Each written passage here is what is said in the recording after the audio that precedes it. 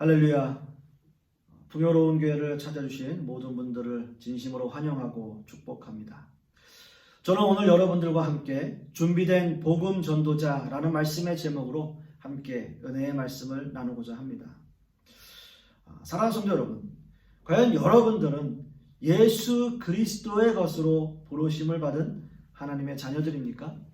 여러분 그것을 믿으십니까? 예, 아멘입니다. 그렇습니다. 바울 사도가 인사말을 통해서 장황하게 설명하고 있는 것, 바로 복음이었고요. 하나님의 백성들은 이 복음을 위해서 부르심을 입은 사람들이다 라는 말씀을 전하고 있습니다.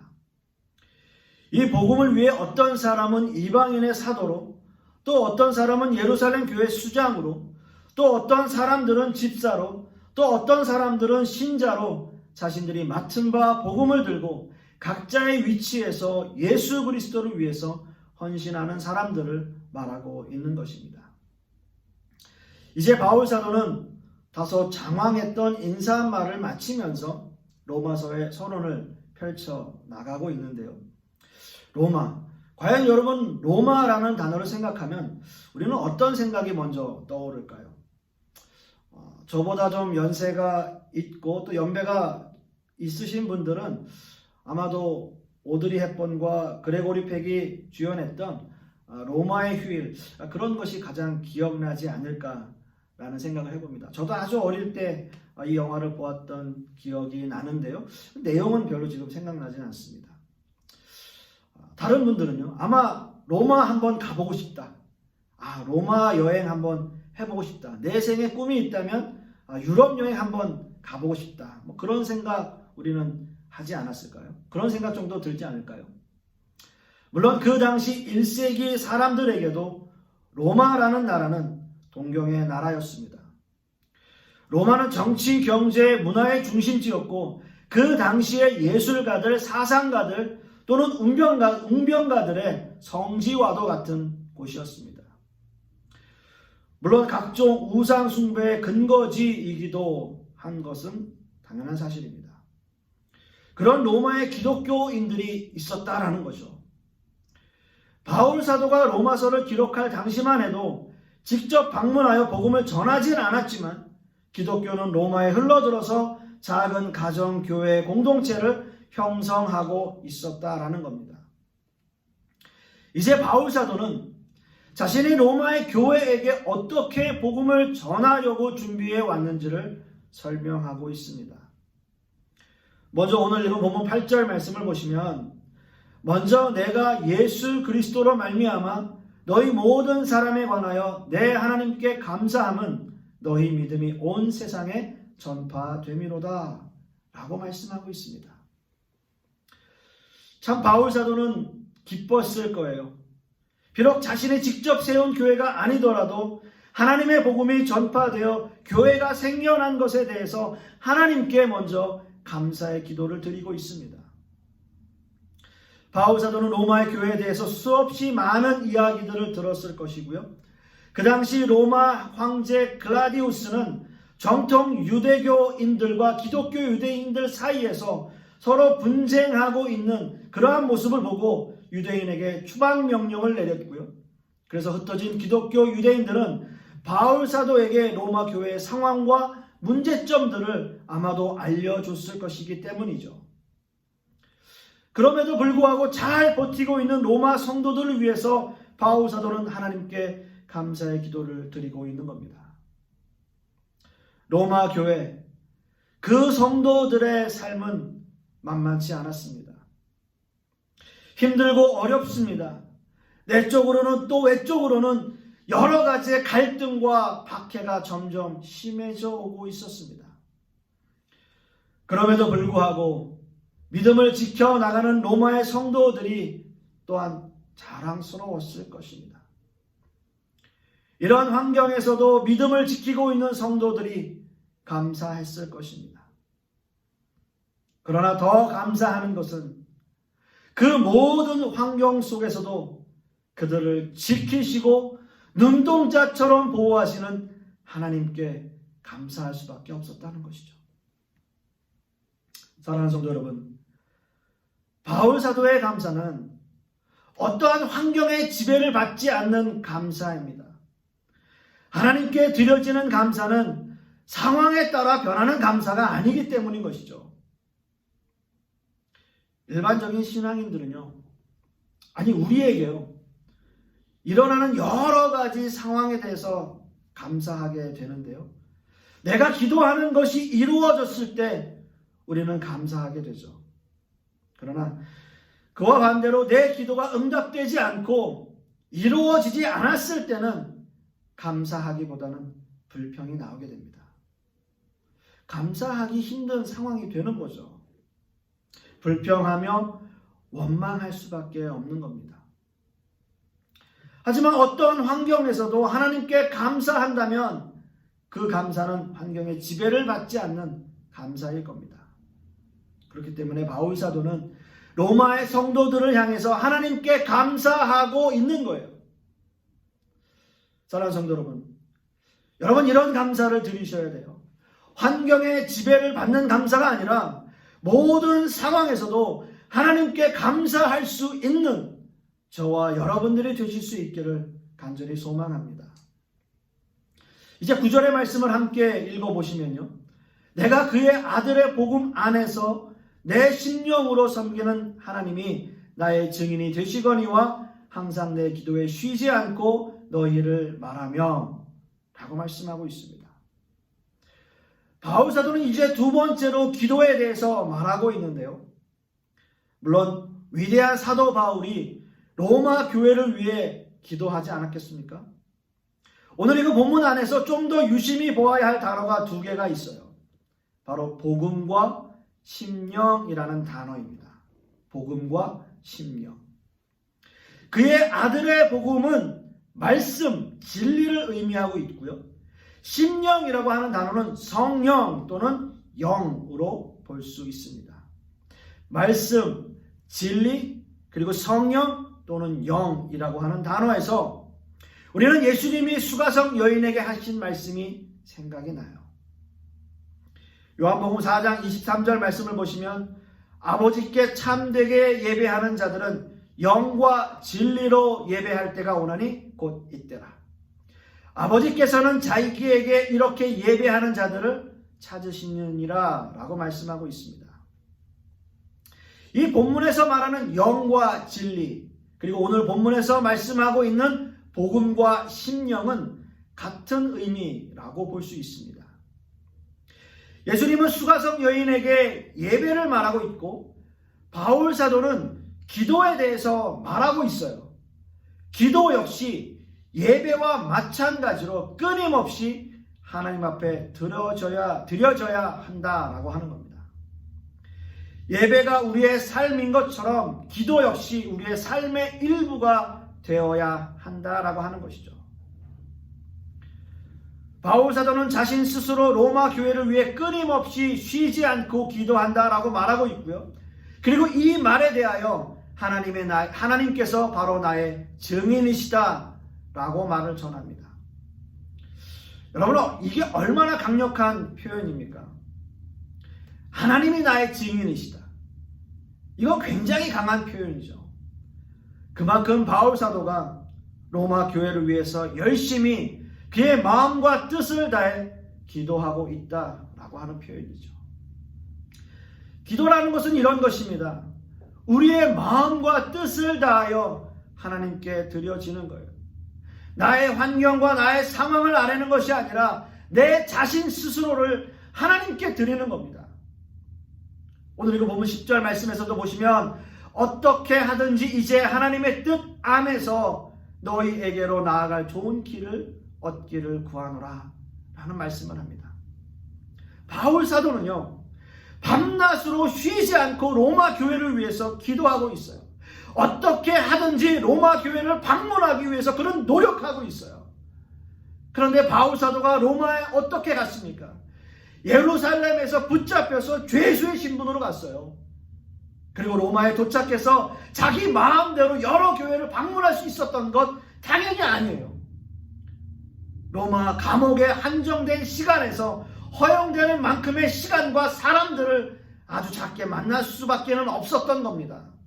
그렇다면 이런 상황은 바울이 원하는 로마에 가는 좋은 길은 아니었을 거예요.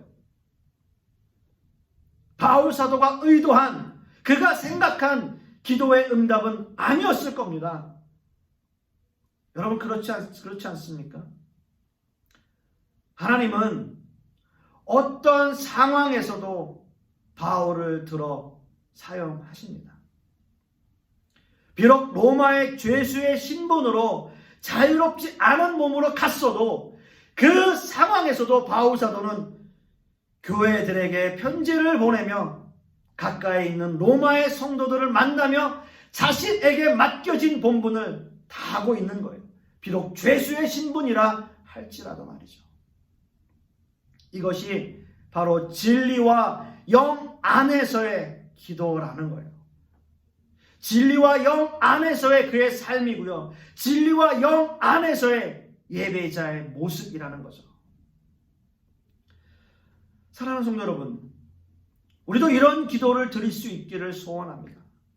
어떠한 상황에서도, 어떠한 환경에서도 굴하지 않고 하나님 앞에 드려지는 예배, 하나님 앞에 드려지는 기도, 어떠한 상황에서도 마음과 뜻을 다해 기도하는 내 자신을 하나님 앞에 드릴 수 있는 그러한 기도와 예배의 모습이 되기를 소원합니다. 어떠한 환경에서도 말이죠. 이제 본문 11절 말씀을 보시면, 내가 너희 보기를 간절히 원하는 것은 어떤 신령한 은사를 너희에게 나누어 주어 너희를 견고하게 하려 함이니 라고 말씀하고 있습니다. 바울 사도는 로마의 성도들에게 복음을 전하기 위한 준비로 신령한 은사에 대해서 말하고 있습니다. 오늘 본문에서 신령한 은사라고 하는 것은 고린도전서 12장에 등장하는 은사들과 또는 로마서 12장에서 말하는 은사들과 같은 단어를 사용하고 있습니다. 자, 그렇다면 오늘 본문에서 말하는 신령한 은사들은 고린도전서와 로마서에 등장하는 성령이 주시는 신비한 은사들을 말하고 있는 것일까요? 사실 오늘 본문의 문맥상 그런 종류의 은사를 표현한다라기보다는 복음에 관한 포괄적인 은사, 즉 믿음과 구원에 관한 하나님의 선물, 그 개념이 더 강한 의미라고 할 수 있습니다. 일단 중요한 것은요, 이 본문에서 어떤 신령한 은사를 너희에게 나누어 주어 라고 하는 표현이 있는데요, 이 본문에서 은사를 나누어 주는 주체가 누구인가 라고 하는 것이 너무나 중요하기 때문이에요. 은사는 성령 하나님께서 하나님의 백성들을 구원하시고자 하는 성령 하나님의 특별한 사역입니다. 따라서 본문에서 바울 사도가 은사를 나누어 준다라고 하는 표현은 어떤 의미에서는 적절치 못한 표현이라고 할 수 있습니다. 그래서 오늘 읽은 본문 12절 말씀을 보시면, 이는 곧 내가 너희 가운데서 너희와 나의 믿음으로 말미암아 피차 안위함을 얻으려 함이라 라고 말씀하고 있어요. 마치 바울 사도가 신령한 은사에 대하여 자신의 말뜻이 그게 아니다 라고 하는 부연 설명을 하고 있다는 사실이에요. 즉 쉽게 말씀드리면 바울 사도는 로마의 성도들에게 신령한 은사를 나누어 드리겠습니다. 그것은 다름이 아니라 우리의 믿음을 나누며 서로 위로하는 것입니다 라고 표현하고 그렇게 말하고 있는 거예요. 그렇습니다, 여러분. 은사는 아무리 능력이 뛰어난 사도라 할지라도 나누어 줄 수 있는 게 아니에요. 은사는 오직 성령 하나님께서 주관하고 계시기 때문입니다. 혹 현 시대의 많은 사람들이나 목회자들이 이런 오류에 빠질 수 있어요. 마치 자신이 받은 은사가 뛰어나서 자신이 모든 것을 할 수 있다라고 생각하는 사람들이 있어요. 지금도 그렇지만 아주 오래전에 유행하던 신흥 이단들이 바로 이런 모습들이에요. 처음에는 하나님 앞에 신실했던 사람들이 은사를 받고 결국 교만해지면 자기가 하나님이 되는 그런 이단에 빠지는 사람들이라는 거죠. 사랑하는 성도 여러분, 우리는 이런 영적 교만에 빠지지 말아야 합니다. 상대방의 믿음이 어떠하든지 그리고 내 믿음이 어떠하든지 그건 상관없어요. 상대방이 초신자여서 믿음이 적을 것이라 생각하지 마십시오. 내가 교회에 오래 다녔다고 큰 믿음을 가졌다라는 교만 버리세요. 그저 우리는 하나님 앞에서 서로 위로하며 하나의 교회를 이루어가고 있는 그러한 존재들이다라고 하는 거예요. 우리는 각자 자신들에게 맡겨진 각자의 은사가 있습니다. 그 은사들이 하나님의 교회를 이루어가는 거예요. 그래서 지금 우리에게 필요한 것은 서로 위로하고 사랑하고 서로 그 사랑들을 함께 나누는 겁니다. 바울 사도는 그런 교회를 꿈꾸며 로마의 교회에 이 편지를 지금 쓰고 있는 거예요. 언젠가 우리가 만날 것인데 그때는 믿음으로 서로 위로하며 믿음을 함께 나눕시다. 그런 말을 전하고 있는 거죠. 사랑하는 성도 여러분, 우리 풍요로운 교회 역시 마찬가지입니다. 하나님 앞에 대단한 것을 이루려고 하는 것이 아니에요. 로마 교회가 어려운 환경 속에서도 인내하고 견디며 믿음으로 이겨나갔던 것처럼 우리 교회도 먼 훗날 우리 교회가 어떻게 어려운 환경들을 이겨내며 세상에서 성숙한 모습으로 살았는지 그 믿음을 함께 나눌 수 있는 날이 오기를 우리는 기대하고 고대하는 거예요. 이것이 신령한 은사를 나누는 겁니다. 이러한 믿음과 소망 가운데 거하는 저와 여러분들이 되실 수 있기를 간절히 소망합니다. 이제 마지막으로 13절 말씀을 보시면 형제들아 내가 여러 번 너희에게 가고자 한 것을 너희가 모르기를 원하지 아니하노니 이는 너희 중에서도 다른 이방인 중에서와 같이 열매를 맺게 하려 함이로되 지금까지 길이 막혔도다 라고 말씀하고 있습니다. 바울 사도는 이 본문에서 자신이 복음을 위해 준비된 최종적인 이유와 또한 로마 교회를 방문하고자 하는 이유를 설명하고 있습니다. 그것은 바로 열매를 맺기 위해서이다 라고 하는 거예요. 열매를 맺기 위해서다. 열매를 맺는다는 것은 너무나 중요합니다. 열매를 맺는 것은 열매와 가지, 그리고 나무, 그리고 뿌리로부터 적절한 영양분을 공급받고 있다라고 하는 사실을 증명하는 거예요. 요한복음 12장 2절 말씀을 보시면 무릇 내게 붙어 있어 열매를 맺지 아니하는 가지는 아버지께서 그것을 제거해 버리시고 무릇 열매를 맺는 가지는 더 열매를 맺게 하려 하여 그것을 깨끗하게 하시느니라 라고 말씀하고 있습니다. 열매를 맺지 못하면 가지에서 제거됩니다. 그것은 쓸모가 없기 때문이에요. 그래서 더 풍성한 열매를 얻기 위해서도 깨끗하게 한다라는 말씀도 해요. 열매를 맺지 못하는 것은 제거가 되지만 열매를 맺는 것 역시도 그것을 깨끗하게 한다라고 말씀하고 있는 거예요. 여기서 깨끗하게 한다라는 의미는 가지를 친다라는 의미가 있습니다. 가지를 친다. 즉 더 좋고 풍성한 열매를 얻기 위해서 얼마나 노력해야 하는지 포도나무와 가지에 비유해서 우리는 알 수 있습니다. 그렇다면 우리는 어떻게 열매를 더 잘 풍성하게 맺을 수 있을까요? 우선 우리의 자리에서 최선을 다해야 되겠죠.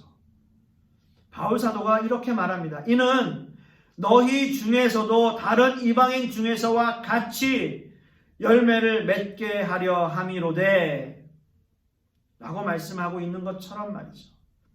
이방인의 사도로 부르심을 받은 그 사역을 위해 열심히 일하겠다라고 분명히 밝히고 있고요. 저와 여러분, 우리 모두는 각자 하나님께 받은 사명과 부르심이 있고, 어떤 분들은 그것을 분명하게 알 수도 있고, 또 어떤 분들은 그것을 아직 무엇인지 깨닫지 못할 수도 있어요. 그러나 상관없습니다. 하나님이 하나님의 때에 분명히 우리를 깨닫게 하실 것이기 때문이에요. 단지 지금 있는 그 상황에서 저와 여러분이 최선을 다하는 거예요. 저도 최선을 다하는 것이고, 이 말씀을 듣는 모든 사람들도 최선을 다하는 겁니다. 우리가 최선을 다하며 노력할 때 그 상황 속에서 열매는 맺혀지게 되는 거죠. 내가 진정한 크리스찬의 모습으로 세상을 살아갈 때, 내가 성숙한 그리스도인의 모습으로 살아갈 때 열매는 맺혀지게 되는 거죠. 몇 년 전에 열렸던 소치 올림픽이 생각이 납니다. 참 제가 올림픽 얘기를 여러 번 했는데요. 이상화 선수라는 분, 여러분 잘 아실 겁니다. 올림픽 2연패를 해서 굉장히 기뻤던 그러한 적이 있습니다. 그런데요, 그때 당시에 이상화 선수도 굉장히 유명한 선수이고 또 굉장히 노력한 선수이지만, 또 다른 한 사람이 우리에게 굉장히 감동을 준 사람이 한 사람 있어요. 그 사람은 한국 빙상의 맏형 이규혁이라고 하는 선수였습니다. 올림픽을 6번 출전했어요. 6번이면 4년마다 열리니까 4, 6, 24, 24년 동안 자기의 몸을 준비하면서 그때마다 올림픽을 출전했던 거죠. 그런데 이 선수는 결국 메달은 하나도 따지 못하고 은퇴를 했습니다. 24년 동안 올림픽에 출전했지만, 6번 출전했지만 메달은 하나도 따지 못한 선수였어요. 단 한 번도 시상대에 서지는 못했지만 노 메달, 영웅이라는 칭호를 받았습니다. 이규혁의 마지막 레이스는 팬들의 가슴에 깊은 여운을 남겼는데요. 왜일까요? 그 누구보다도 그의 노력을 많은 사람들이 알아줬기 때문이죠. 24년이라는 긴 세월의 노력을 알기 때문에 국민들은 그에게 박수를 보낼 수 있었던 겁니다. 많은 국민들이 그를 통해서 이미 감동을 많이 받았고요. 그를 통해서 많은 위로를 얻었어요.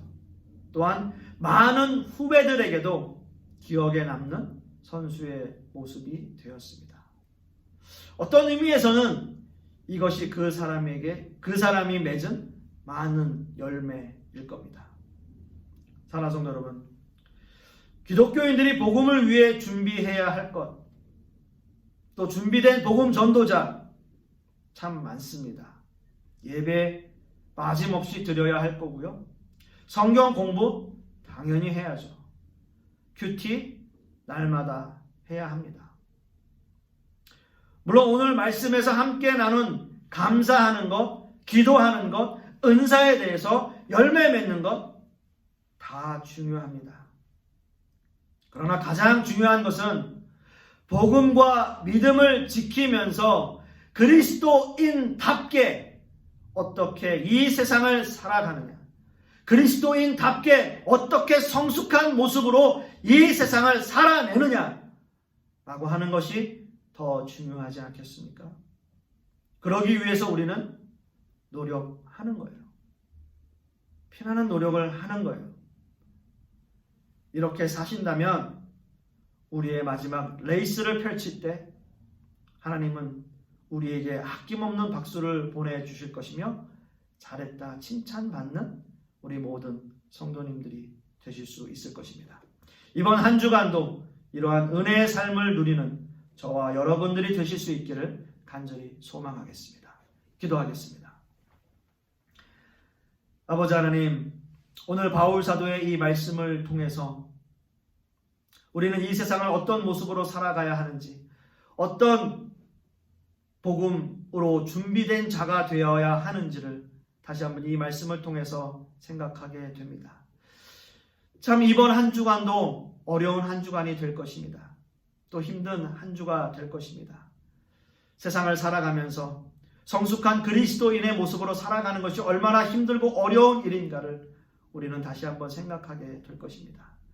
그러나 그럴 때일수록 우리 스스로를 준비하고 하나님 앞에 감사하며 예배하며 또 말씀을 묵상하며 주님 앞에 더욱더 성숙한 그리스도인의 모습으로 살아가는 우리 모든 성도님들이 될 수 있도록 주님께서 역사하여 주시옵소서. 말씀에 힘없게 하시고 그 말씀에 힘받아 세상 가운데로 나아가는 우리 모든 성도님들이 될 수 있도록 주님께서 역사하여 주시옵소서. 주님 감사드리며 예수 그리스도 이름 받들어 기도드렸사옵나이다.